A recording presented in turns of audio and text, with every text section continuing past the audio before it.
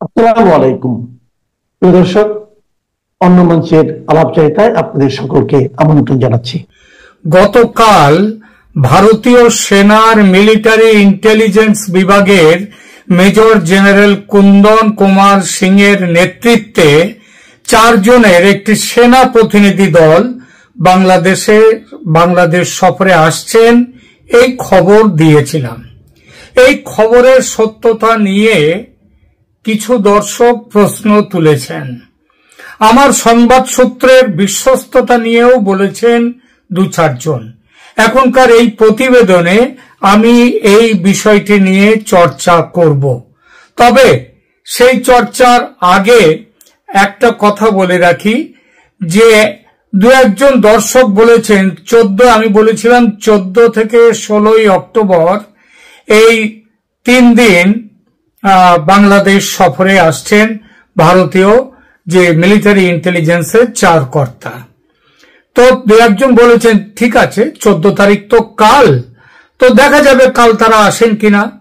আমার এই ব্যাপারে প্রশ্ন, দেখুন আমি খবর যেটা পেয়েছি সেই খবর দিয়েছি, আপনি সেই খবরকে যদি আমার কথা অনুযায়ী আসবেই কিনা, এটা আমার নানা রকম সমস্যা হতে পারে, তার জন্যই আসতে পারে না, নানা রকম পরিস্থিতির পরিবর্তন হতে পারে, তার জন্য এরকম হতে পারে।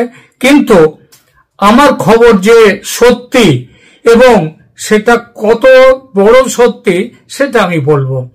সেই সঙ্গে আমি এই প্রশ্নটা নিয়ে আলোচনা করব। তার সাথে আলোচনা করব শেখ হাসিনা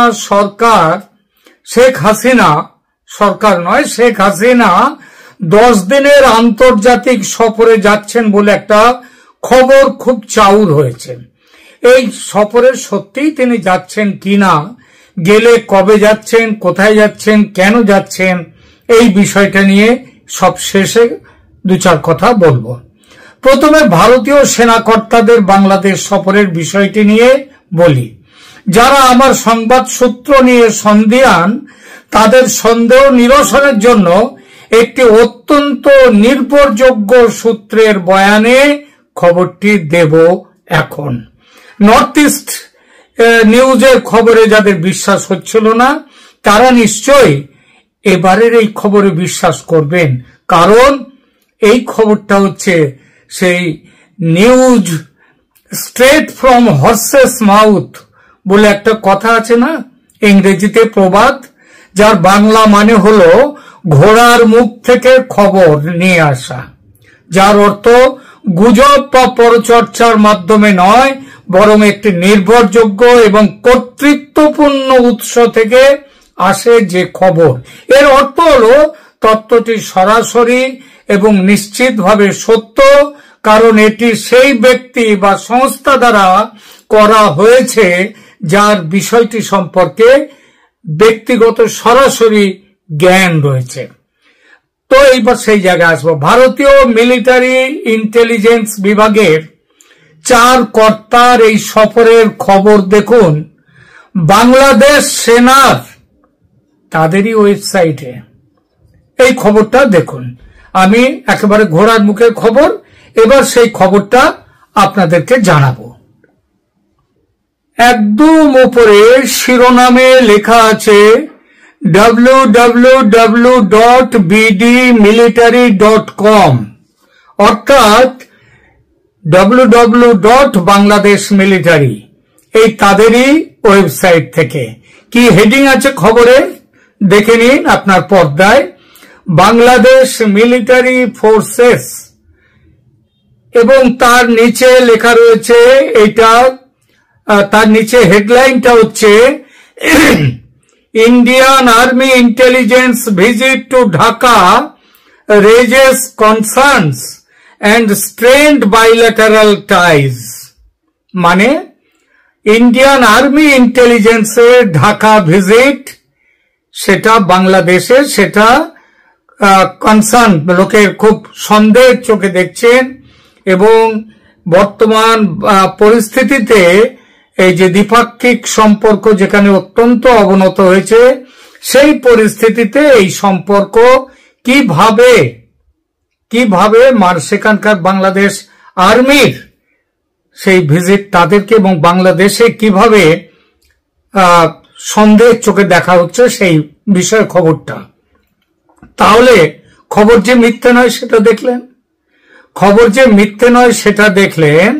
এবার আপনাদেরকে খবরের শুধু একটু অংশ পড়ে দিই, আমি একটু অংশ পড়ে দিই। এখানে লেখা আছে, a 4-member team from the Indian Army's military intelligence within bracket MI unit led by Major General Kundan Kumar Singh will arrive in Dhaka for a 2-day visit from 14 to 16 October, a development that has stirred unease and suspicion within Bangladesh defense and diplomatic circles and deteriorating relations with New Delhi। অর্থাৎ কুন্দন কুমার সিং এর নেতৃত্বে 4 সদস্যের যে দলটি 14 থেকে 16 October এখানে বাংলাদেশে আসছেন, এটাতে বাংলাদেশে আনিজ মানে কি বলবো অস্বস্তি তৈরি করেছে এবং সন্দেহ তৈরি করেছে কাদের মধ্যে? বাংলাদেশ ডিফেন্স, বাংলাদেশ সেনার মধ্যে এবং ডিপ্লোম্যাটিক সার্কেলস, কূটনৈতিক যে বিভাগ, কূটনৈতিক যে চক্র আছে তাদের মধ্যে, কূটনৈতিক মহলের মধ্যে। তারপরে কি লিখছে এখানে সেটাও একটু পড়ছি। This marks the first visit by an Indian Army intelligence delegation since the interim government under Professor Mohammad Yunus assumed office on 8 August 2024। তার মানে ইউনুস সাহেব এই যে 8 আগস্ট এই ক্ষমতা গ্রহণের পর এটা হচ্ছে ভারতের প্রথম ইন্ডিয়ান আর্মির প্রথম এখানে ভারতে তাদের সফর। This visit comes at a time when ties between the two countries are at their lowest ebb in decades. India is preparing to host former Prime Minister Sheikh Hasina, who is accused by এইসব কথাগুলো, অনেক কথা রয়েছে। এরপরে আমি আপনাদের খবর দিয়েছিলাম যে কোথায় কোথায় কোথায় এই ভারতের যে 4 সদস্যের যে টিম আসছে সেনার, তারা কি মিটিং করবে সেই মিটিং এর জায়গাটা একটু পড়ে দিই। এখানে বলা হচ্ছে অ্যাকর্ডিং টু ডিফেন্স সোর্সেস, কাদের ডিফেন্স সোর্সেস? বাংলাদেশের, ভারতের ডিফেন্স সোর্সেস নয়, কারণ এটা হচ্ছে বাংলাদেশ মিলিটারি তাদের ওয়েবসাইট। সেখানে কি বলা হচ্ছে? The visiting delegation will engage in a series of close door meeting, বন্ধ ঘরের দরজার মধ্যে মিটিং করবেন। কাদের সাথে? With the armed forces division, বাংলাদেশের যে আর্মড ফোর্স তার ডিভিশন, তাদের সাথে কথা বলবেন। Director general of forces intelligence DGFI, Bangladesh air force, army aviation group মানে বাংলাদেশ বিমান বাহিনী এবং বাংলাদেশ এভিয়েশন গ্রুপ তাদের সাথে, এবং and the 10th infantry division headquarters, 10ম ইনফ্যান্ট্রি যে পদাতিক ডিভিশন তাদের সাথেও কথা বলবে। এবং এইখানটাতেই আবার তারপরে লেখা হচ্ছে the wide ranging nature of this meetings, মানে এত বিরাট বিষয় নিয়ে আলোচনা এবং সেটা করবে led by military intelligence wing has prompted speculation over New Delhi's motives। নয়া দিল্লির কি উদ্দেশ্য সেইটা নিয়ে বাংলাদেশ সেনার মধ্যে অনেক এই ব্যাপারে তাদের মধ্যে সন্দেহ দানা বেঁধেছে, particularly as India heads toward national elections in February 2026। 2026 নির্বাচনের পরিপ্রেক্ষিতে বাংলাদেশে এই যে মিটিং গুলো এগুলোর বিশেষ গুরুত্ব বহন করছে। এরপরে এখানে বলা হয়েছে আরো অনেক কথাই বলা হয়েছে, বড়সড় নোট তারা প্রমাণ দিয়েছেন।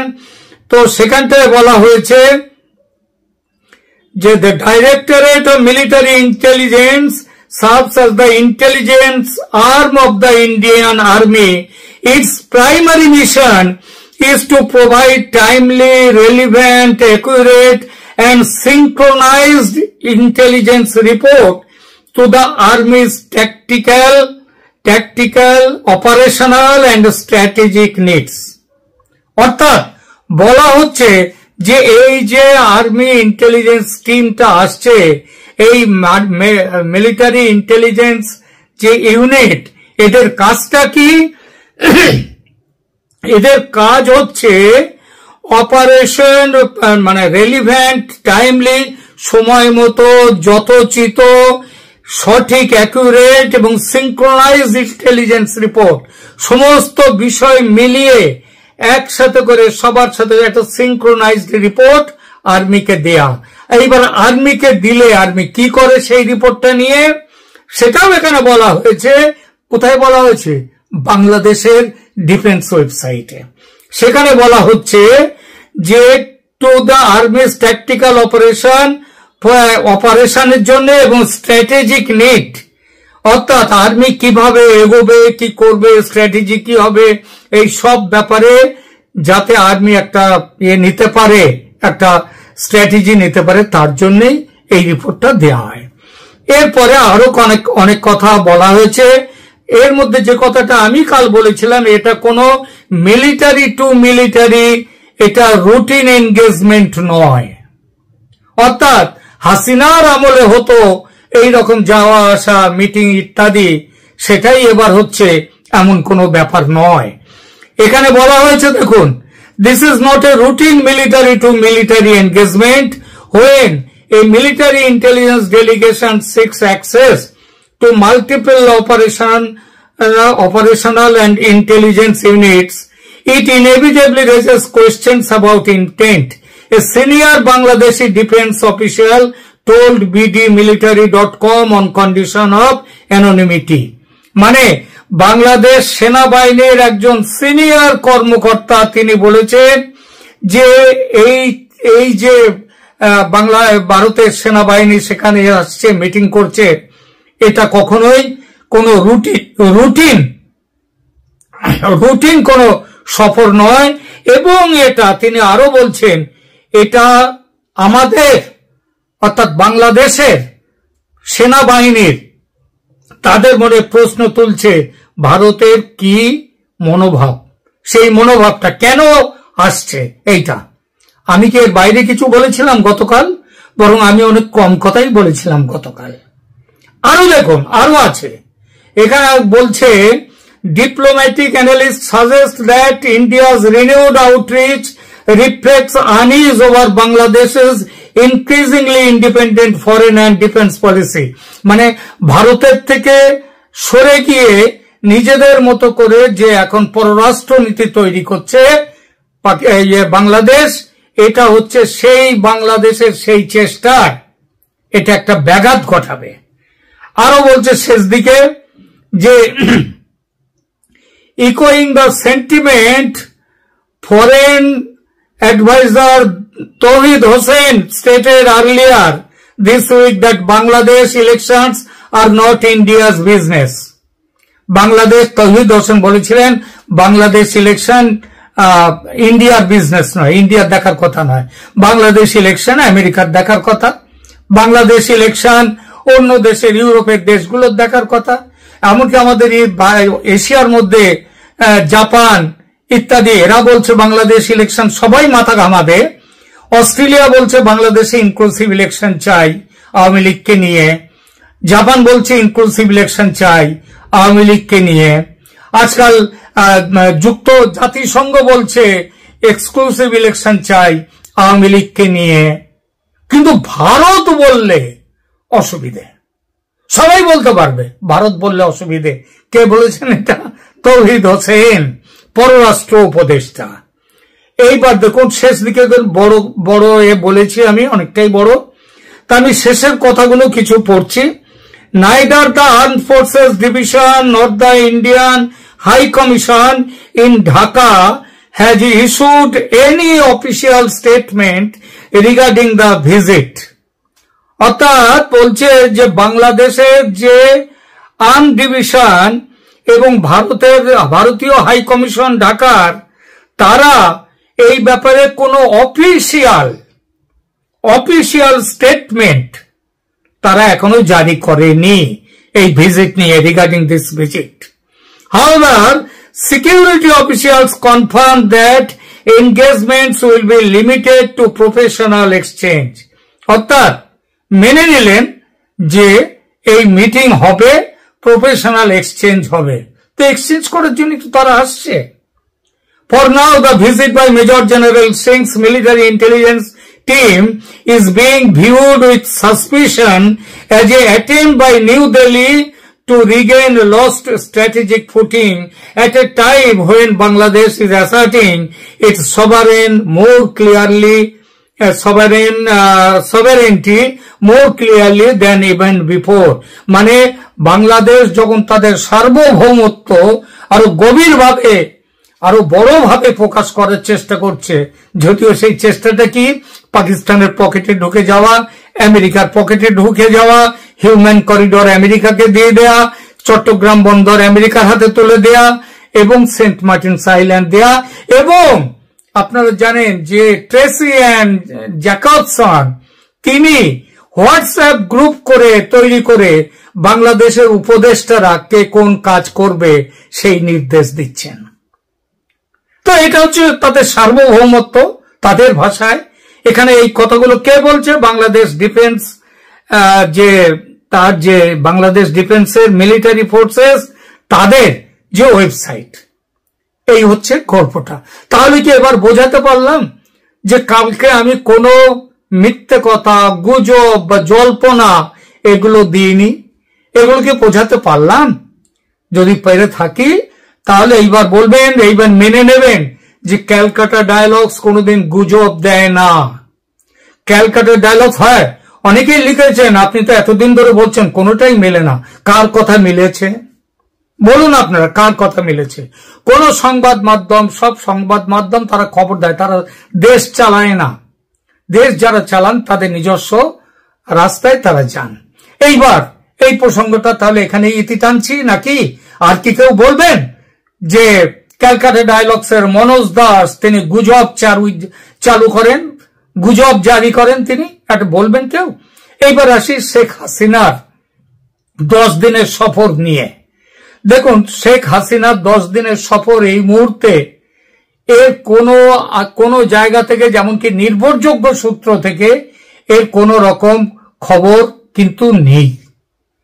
কোন নির্ভরযোগ্য ওই হুইসপারিং আছে, যারা এই খবর দিচ্ছেন তারা জানেন কোত্থেকে খবর পেয়েছেন, সে খবরের সূত্র আমি জানতে চাইব না। কিন্তু অন্তত অনেক চেষ্টা করেও কোনো কিছু খবর পাওয়া যায়নি। এবং 10 দিনের সফর হাসিনা যাচ্ছেন, এটা আজ থেকে 3-4 দিন আগে বেশ কিছু ইউটিউবার এই খবরটা ছেড়েছেন বাজারে। কিন্তু আজ অবধি কবে যাচ্ছেন, কোথায় যাচ্ছেন, কেন যাচ্ছেন, কোন কোন দেশে যাচ্ছেন তার কোনো হিসাব নেই। 1 নম্বর। 2 নম্বর হচ্ছে বাংলাদেশের সেনাবাহিনীর মধ্যে যে বিশৃঙ্খলা বলবো, যে বিক্ষোভ ইত্যাদি তৈরি হয়েছে, এই পরিস্থিতিতে বাংলাদেশ ভারতের সাথে, বাংলাদেশের শেখ হাসিনা সরকার এবং ভারত সরকারের মধ্যে নিয়মিত বার্তালাপ হচ্ছে, কখন কোন মুহূর্তে কি করা যাবে, কি স্টেপ নেওয়া যাবে। সেদিন আমি বলেছিলাম, গত শনিবার আমি যে ইউটিউবে প্রতিবেদনটা দিয়েছিলাম সেখানে বলেছিলাম যে বাংলাদেশের শেখ হাসিনা, প্রধানমন্ত্রী শেখ হাসিনার সঙ্গে ভারতের Ajit Doval national security adviser এবং ফরেন মিনিস্টার এস জয়শঙ্করের মিটিং হয়েছে হাসিনার দিল্লিতে যেখানে থাকেন সেইখানটাতে। এবং সেই মিটিং এর পরে কিন্তু ঠিক হয়েছে ভারত এবার নামতে শুরু করেছে, নামবে। এবং সেটা শেখ হাসিনা বলেছেন ভারতের নামার জন্যে। তিনিও বলেছেন ভারত তাকে বুঝিয়েছে যে আর না নামলে দেরি হয়ে যাবে। এবং তার জন্য কুন্দন কুমার সিং এর নেতৃত্বে এরা এসছে। কেন এসছে সেটা তো আমি গতকাল বলেছি, আর আজকে আপনাদের সামনে পড়ে শোনালাম যে বাংলাদেশের মিলিটারি ফোর্সেস এর যে ওয়েবসাইট সেখানে কি বলা হয়েছে। সুতরাং এটা নিশ্চিত জেনে নিন, 10 দিনের সফরে এই মুহূর্তে শেখ হাসিনা ভারত ছেড়ে অন্য কোনো দেশে যাচ্ছেন না। কোনো আন্তর্জাতিক সফরে তিনি যাচ্ছেন না। কেন যাচ্ছেন না সে কারণটা বললাম, আর কিছু আছে ডকুমেন্টস এর নানা রকম ব্যাপার আছে, তো যাচ্ছেন না, এটাই এখন ঠিক।